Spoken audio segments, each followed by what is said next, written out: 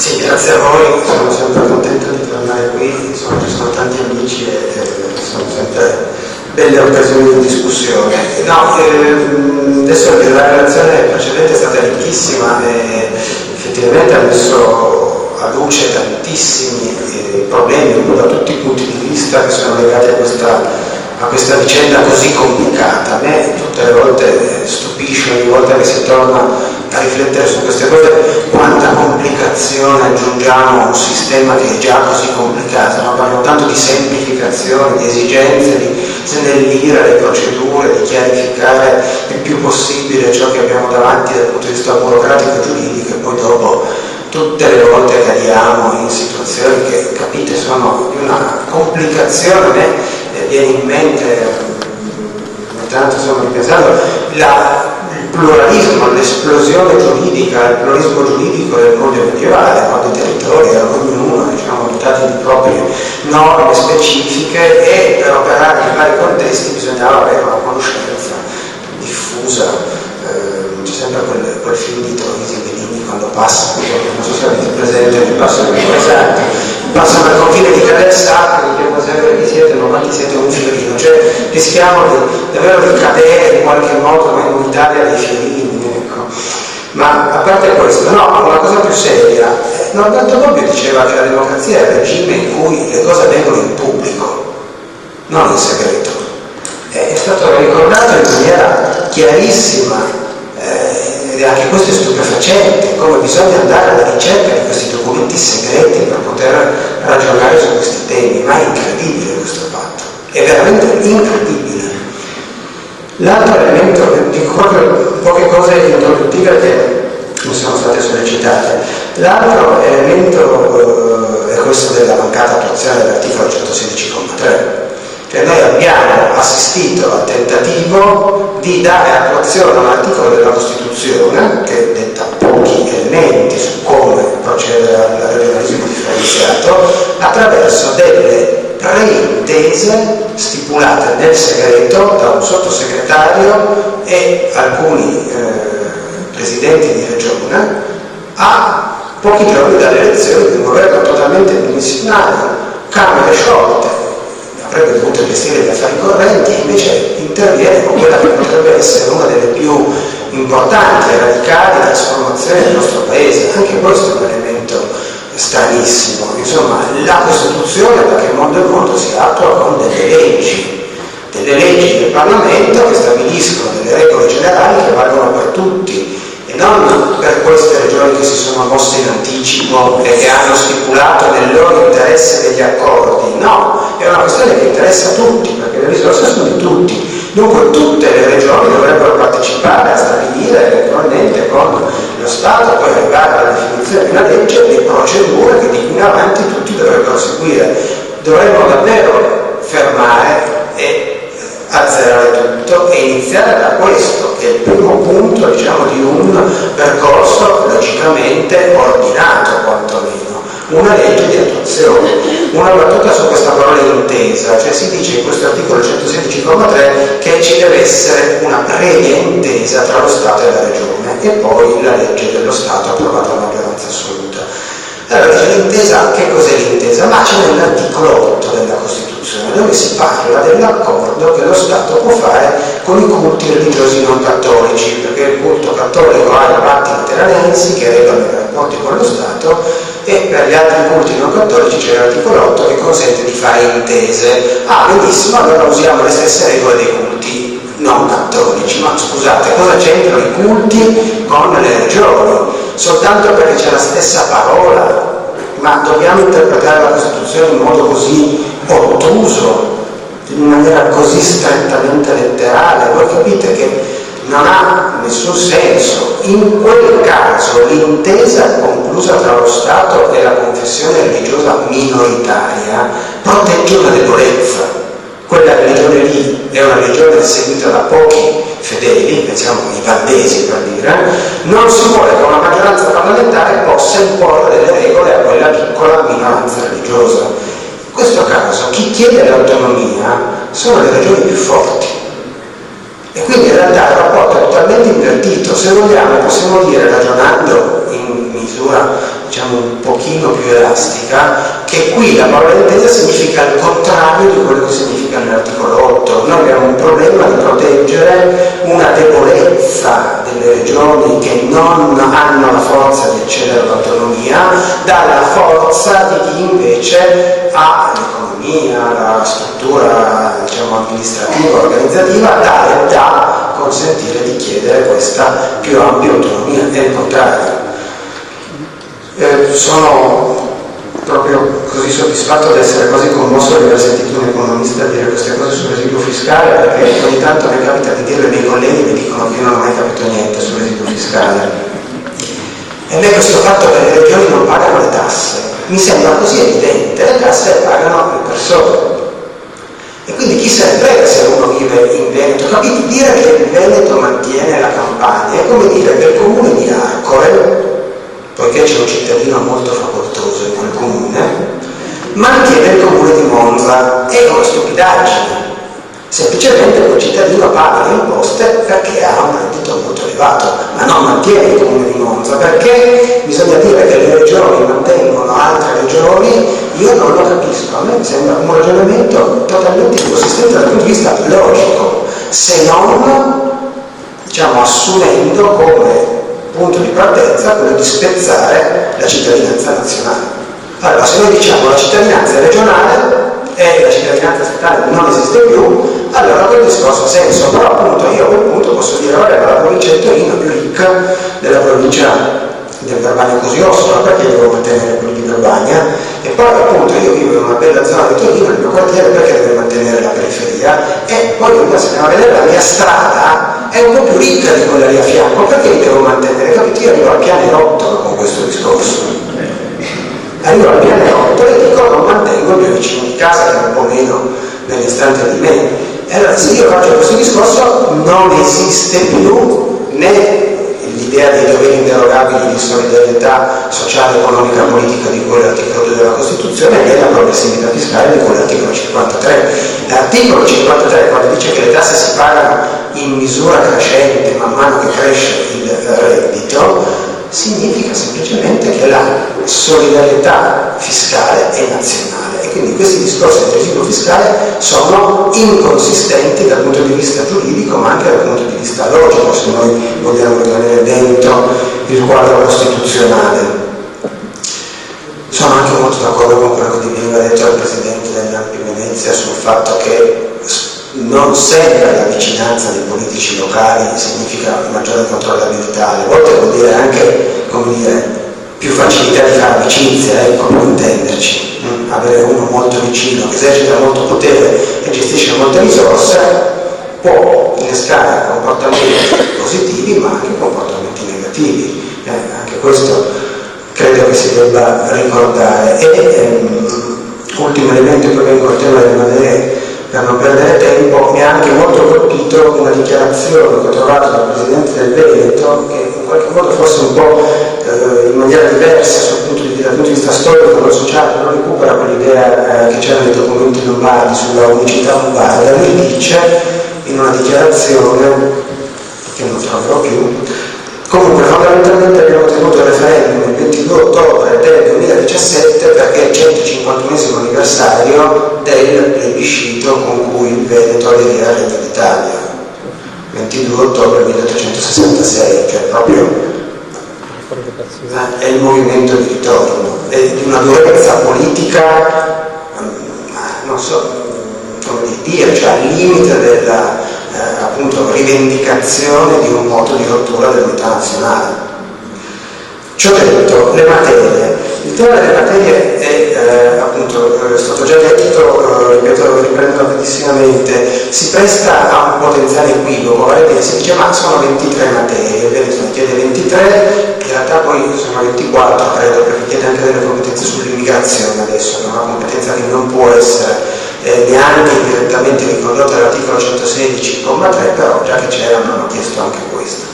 Comunque 23 materie, 20 la Lombardia, adesso 16, erano 15 prima, si dice l'Emilia Romagna, però il punto non è tanto quante e quali materie chiedi, ma cosa chiedi di quelle materie. Faccio un esempio: io dico voglio la sanità, una materia. Ma cosa voglio della sanità? Voglio poter gestire i rapporti del personale medico, infermieristico, voglio poter gestire le scuole di specializzazione, voglio poter gestire l'organizzazione dei servizi territoriali, voglio poter gestire come sono al loro interno organizzate le ASL, voglio poter gestire la questione del rimborso delle prestazioni acquistate dai privati, voglio poter gestire la questione della compartecipazione, i ticket sanitari, quindi del cittadino che viene curato, voglio poter gestire la questione del farmaco, dell'equivalenza farmaceutica. Voi capite che io potrei dire che 2 regioni hanno chiesto la sanità, ma una ha chiesto una sola funzione di queste che io ho elencato adesso e un'altra le ha chieste tutte 10. È molto diverso. Quindi parlare delle materie è corretto per quanto attiene al riferimento appunto all'articolo 116,3 della Costituzione, ma giustamente viene ricordato 121, 150, quante sono le funzioni che effettivamente dentro queste singole materie vengono richieste. Allora, se noi andiamo a vedere questo elemento, abbiamo un quadro, effettivamente vi faccio una panoramica rapida su alcuni punti perché il tempo è sempre quello che è. Allora, innanzitutto ci sono tante richieste che hanno a che fare con i diritti e in molti, cioè quindi con prestazioni, attività che le regioni vorrebbero svolgere, che sono rivolte alla soddisfazione di diritti costituzionali, all'attuazione di diritti costituzionali. Uno è quello che ha a che fare con la salute. Ce ne sono che hanno a che fare con l'istruzione sia scolastica che universitaria, ce ne sono che hanno a che fare con la ricerca, che si lega in parte alla ricerca universitaria e in parte a quella legata alle attività industriali, ce ne sono che riguardano la previdenza, la giustizia di pace e, come dicevo prima, per il Veneto anche l'immigrazione. Cioè voi capite che andiamo qui al cuore dei diritti costituzionali e in particolare dei diritti sociali e dunque a quell'idea di uguaglianza in senso non solo formale ma anche sostanziale, cioè che si preoccupa delle condizioni in cui le persone si trovano a vivere concretamente, che è il cuore del disegno costituzionale, articolo 3, comma 2 della Costituzione. Ora, sulla salute le funzioni che rientrano in questa materia sono le più varie, moltissime, appunto dalla definizione del sistema di organizzazione delle varie aziende sanitarie che sono presenti nella regione, degli enti che operano nel servizio sanitario, dunque poterle organizzare dal punto di vista della governance interna di questi enti, l'assetto generale del sistema istituzionale dell'intero settore sociosanitario, l'organizzazione dell'offerta ospedaliera e della distribuzione territoriale di questa offerta. Tutto ciò che ha a che fare, questa è una grande questione, col fabbisogno del personale e la possibilità di gestire le varie tipologie contrattuali di rapporto che verrebbe a instaurarsi tra il servizio sanitario regionale e il personale sanitario assunto. C'è un fortissimo interesse a poter intervenire sulla specializzazione, quindi poter gestire sia l'offerta di posti nelle scuole di specializzazione, sia poter impiegare i medici specializzanti dentro gli ospedali, anche qui per avere naturalmente a disposizione maggiore personale. Addirittura si prevede in Lombardia il merito di poter utilizzare nuovi laureati non specializzati, sia pure non in alcune attività che sono particolarmente tecniche, che richiedono delle specializzazioni particolari. C'è la richiesta di intervenire sulla compartecipazione alla spesa, quindi con possibilità esplicitamente prevista di abolire i ticket, e anche qui è una grande questione, perché se noi oggi abbiamo ticket differenziati anche su prestazioni che vengono considerate livelli essenziali della prestazione sanitaria, in violazione del principio di uguaglianza, non credo, perché se la prestazione è essenziale deve essere prestata in maniera uguale a tutti quanti. C'è ulteriori competenze sulla programmazione degli interventi nel patrimonio edilizio e la costituzione di fondi economici integrativi che consentono di far fronte a queste competenze anche con risorse appositamente individuate e dedicate.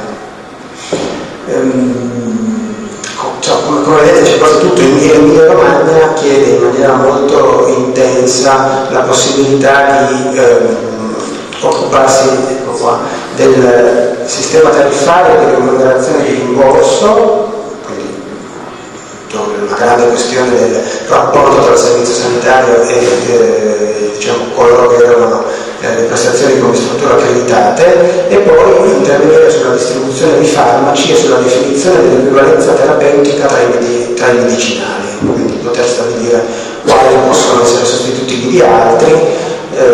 Diciamo, c'è una collaborazione con l'AIFA, però insomma in ogni caso c'è una richiesta di competenza significativa in questo ambito. Si spingono molto queste regioni anche nel settore dell'istruzione. Qui un dato che emerge chiaro è che tutte e tre le regioni intendono l'istruzione sia scolastica che universitaria come fortemente funzionalizzare alle esigenze del settore produttivo regionale, cioè l'idea che la scuola abbia il compito, diciamo così, forse in maniera un po' enfatica, però chiara, di formare cittadini, si sminuisce molto a favore dell'idea invece che la scuola debba formare delle persone già pronte a rispondere alle esigenze del mondo del lavoro, nel mondo produttivo. Si vede tanto anche nell'università questo. E anche qui le richieste sono molto radicali, appunto poter organizzare tutta la rete scolastica, la gestione dell'offerta formativa. Lombardia e Veneto vogliono l'acquisizione personale, cioè poter gestire direttamente il rapporto di lavoro con gli insegnanti, acquisendo anche le competenze che attualmente lo Stato esercita attraverso i suoi uffici decentrati sul territorio, quindi l'ufficio scolastico regionale diventerebbe anche questo una struttura direttamente gestita dalla regione. Si prevede appunto di costituire, insomma, di proporre un'offerta anche formativa, quindi percorsi di formazione ad hoc, formazione terziaria non universitaria professionalizzante, quindi lavoratori iperspecializzati che escono da queste strutture formative locali. Sull'università a maggio rispetto a febbraio la Lombardia ha chiesto tantissimo, io sono rimasto abbastanza impressionato nel leggere queste cose. Poi pensate, coordinamento delle università lombarde,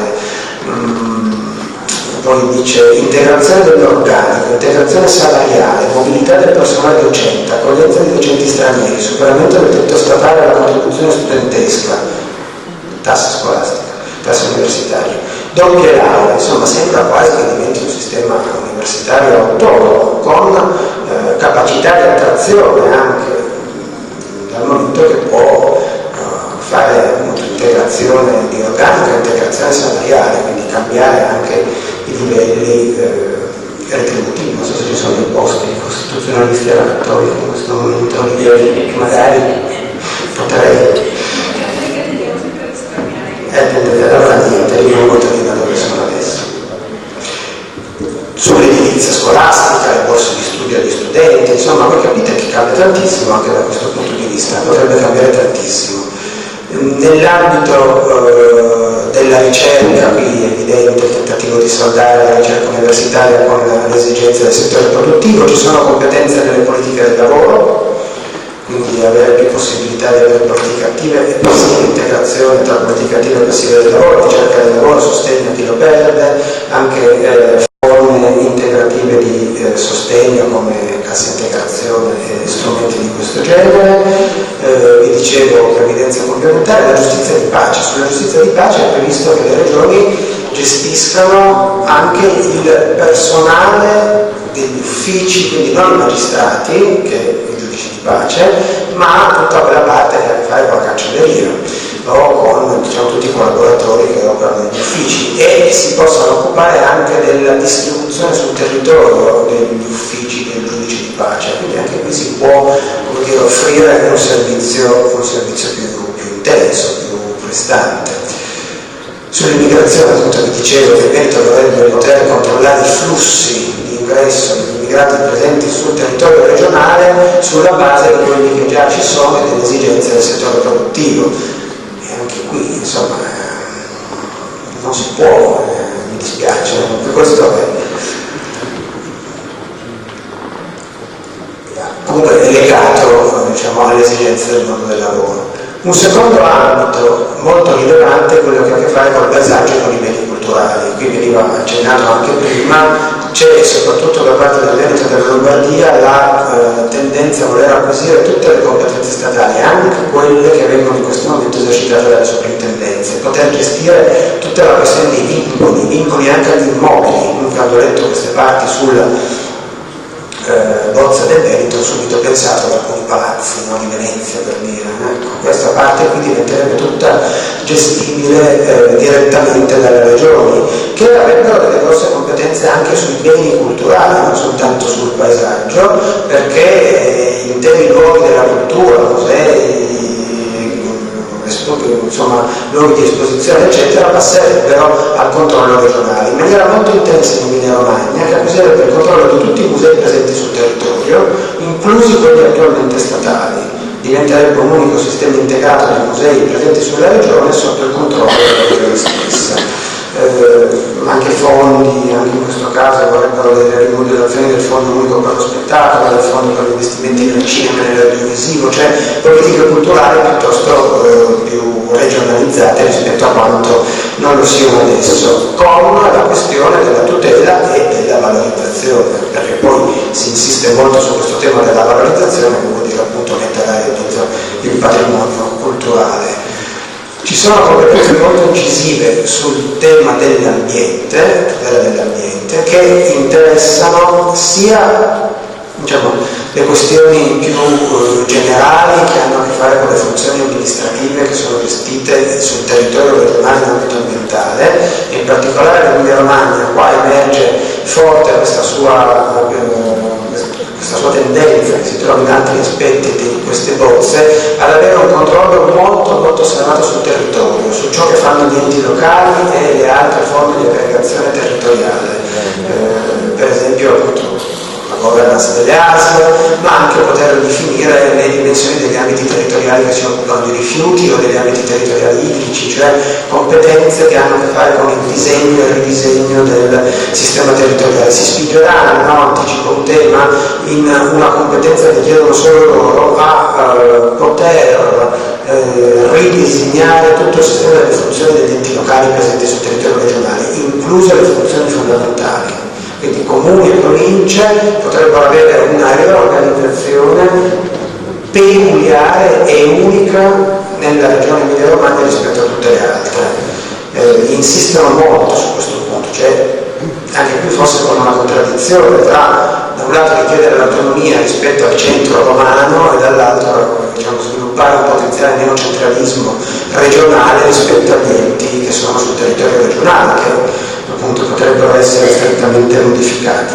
Ci sono competenze profondissime su tutta la partita economica enorme che è la gestione dei rifiuti, ci sono i dati su cosa questo significa, inclusa la possibilità di stabilire le tariffe per i rifiuti che vengono da altre regioni, che vengono quindi gestiti negli impianti regionali, inceneritori, discariche, stabilire cosa è rifiuto e cosa è scarto, quindi anche avere la possibilità di intervenire molto profondamente sulla normazione di questa materia.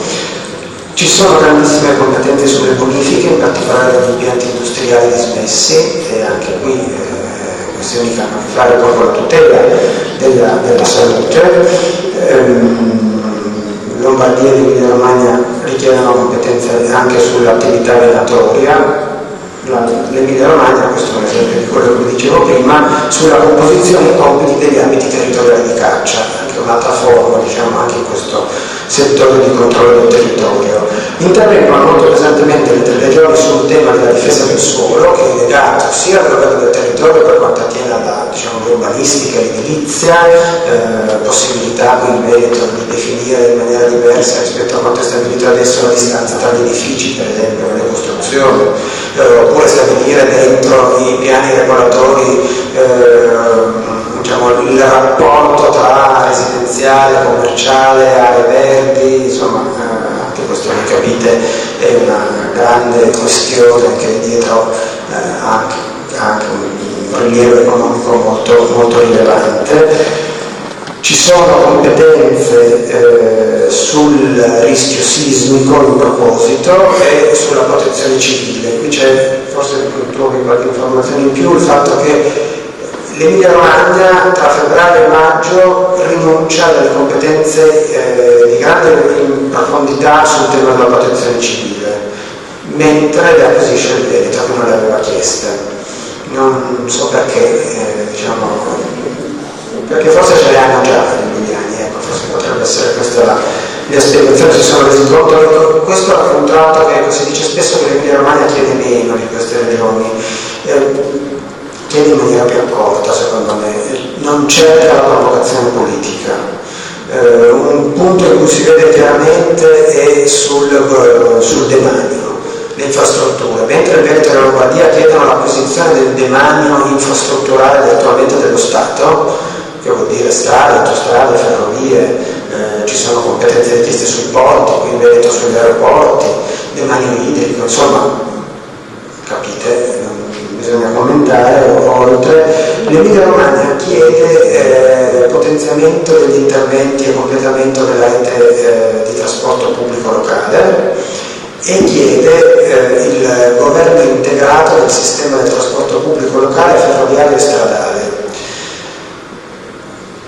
È chiaro che non è la titolarità dei beni, ma uno potrebbe anche dire sì, c'è tutta la partita delle concessioni che poi è grossa la titolarità dei beni, però uno potrebbe anche dire alla fine davvero sono competenze che sì, sono diverse dal punto di vista formale, ma dal punto di vista sostanziale, perché si muove poi su quel territorio, la regione probabilmente riesce ad acquisire una capacità di incidenza molto molto significativa attraverso appunto una richiesta un po' più circoscritta, un po' minore, così come appunto per il personale scolastico non viene chiesta l'acquisizione del rapporto di lavoro, ma vengono chiesti fondi integrativi per poter assumere più insegnanti.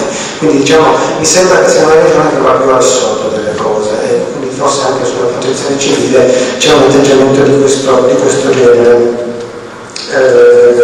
Allora, velocemente sulle acque, dicevo appunto che vengono richieste l'acquisizione del demanio idrico, quindi i fiumi che ci sono sul territorio regionale. Qui in Veneto tutto ciò che adesso sia competenza del magistrato alle acque passerebbe alla regione, quindi tutta la gestione dell'amministrazione della laguna di Venezia, e sono richieste anche competenze per avere una struttura regionale di monitoraggio sul MOSE. Sapete bene di me di cosa stiamo parlando.